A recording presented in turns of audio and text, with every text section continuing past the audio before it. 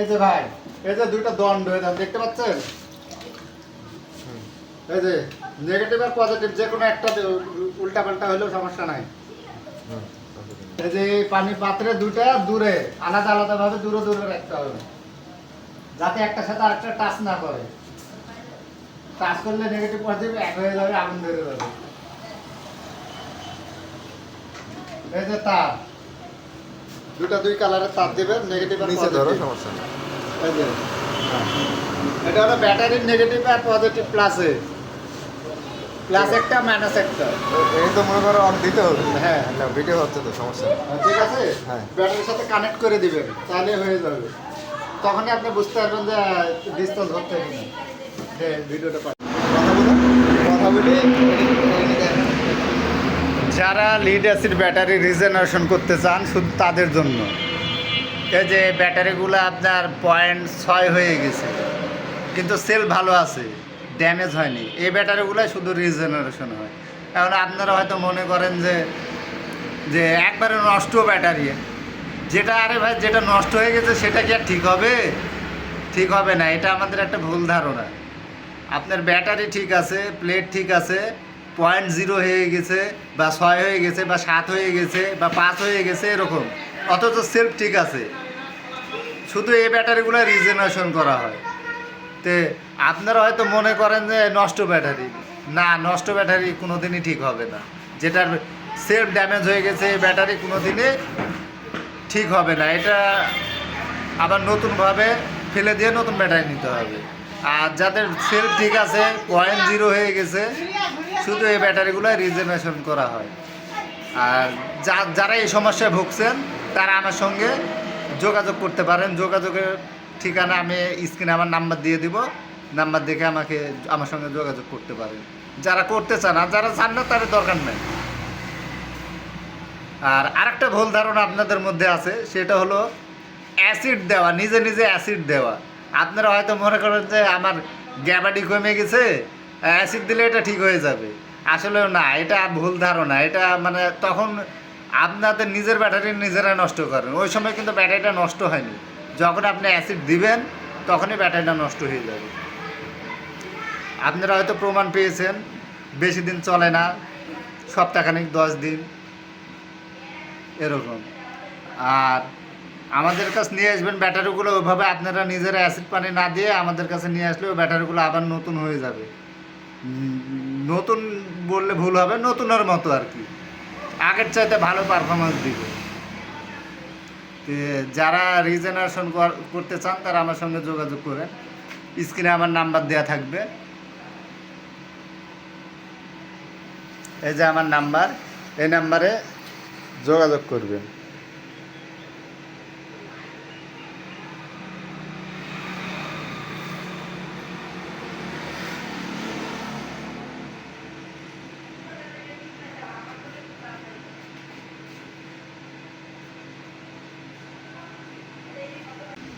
এই যে battery, Gariwala battery 7 মাস বয়স।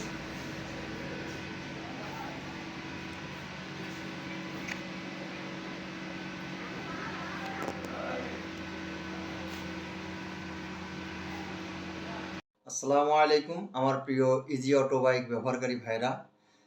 ইজি অটো বাইক মিশুক যারা পানির ব্যাটারি ব্যবহার করেন তাদের উদ্দেশ্যে আজকের আমার এই ভিডিওটি। আপনারা অনেকে আমার কাছে ফোন দিচ্ছেন, যে বলতেছেন যে ভাই আমার ব্যাটারির সমস্যা, ব্যাটারির বয়স 8 মাস, 10 মাস, 12 মাস, কিন্তু আমার ব্যাটারিতে দেখা যাচ্ছে কিছু সেলের পানি ফুটতেছে, আবার কিছু সেলের পানি ফুটতেছে না, আবার এসিডের গ্র্যাভিটিও অ্যাডজাস্ট নাই। এই ধরনের প্রবলেমগুলো নিয়ে আপনারা প্রতিনিয়তই আমরা ফোন দিচ্ছেন। তো তাদের উদ্দেশ্যে ভিডিওটি দিচ্ছি। আপনার ব্যাটারিতে এক ধরনের সালফেশন জমে, ব্যাটারির টার্মিনালের মধ্যে দেখবেন সাদা সাদা এক ধরনের পাউডার জমে। এই পাউডারটাই হচ্ছে ব্যাটারির সালফেশন। সালফেশনটা তৈরি আসে, আমরা ব্যাটারিতে ব্যবহার করি সালফিউরিক অ্যাসিড। এই সালফিউরিক অ্যাসিড থেকে সালফেশনটা তৈরি হয়। এটা একদিনে হয় না, এটা দিনে দিনে তৈরি হয়। কিভাবে হয়? এটা হচ্ছে দেখা যাচ্ছে আপনি ব্যাটারি দীর্ঘদিন থেকে চালাচ্ছেন, অথবা 2-3 দিন চার্জ জিরো অবস্থায় ফেলায় রাখছেন, সেক্ষেত্রে ব্যাটারিতে সালফেশন তৈরি হয়। আবার অনেকে হাই অ্যাম্পিয়ারে চার্জ দেন, তার কারণে সালফেশন তৈরি হয়। আর আগে আমাদের এই ব্যাটারিগুলো দেখা যাচ্ছে অনেক দিন চলতো, 2 বছর, 15 মাস, 18 মাস, 25 মাস অনায়াসে চলতো। কিন্তু বর্তমানের ব্যাটারি 6 মাস হতে না হতেই ব্যাটারির সমস্যা দেখা। সালফেশনটা ব্যাটারির প্লেটের মধ্যে প্রথম অবস্থায় অল্প কিছু পরিমাণ জমে। এই সালফেশনটা আস্তে আস্তে ওটা অনেক ভারী হয়ে যায় প্লেটের মধ্যে। আর সালফেশনের স্তরটা যখন মোটা হয়ে যায় প্লেটের সঙ্গে, তখন আমাদের অনেকের ব্যাটারি দেখবেন লোড মিটার যখন মাপি সেল বয়েলিং শুরু হয়। এটা তৈরি হয় ওইখান থেকেই। আপনার ব্যাটারিতে যখন সালফেশনটা বেশি পরিমাণ হয়ে যায়, তখন এই সেল বয়েলিং তৈরি হয়। এটার জন্য প্রতিকার হচ্ছে নিউট্রিশন কেয়ার ব্যবহার করা। নিউট্রিশন কেয়ারটার কাজ হচ্ছে আপনার ব্যাটারি দীর্ঘদিন ব্যবহারের মধ্যে যে সালফেশনগুলো তৈরি হবে, ওই সালফেশনগুলোকে রিমুভ করবে। আপনার পানির ব্যাটারির টার্মিনালগুলো যে আছে, সংযোগগুলো লাগাইছেন, ওই সংযোগগুলোর মধ্যে দেখবেন সাদা সাদা এক ধরনের পাউডার জমে।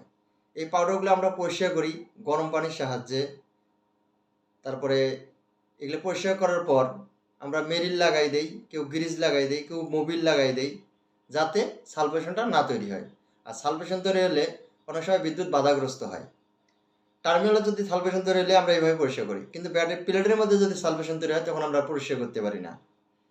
ব্যাটারি প্লেটের সালফেশন রিমুভ করার জন্য আমরা নিউট্রিশন কেয়ার ব্যবহার করি।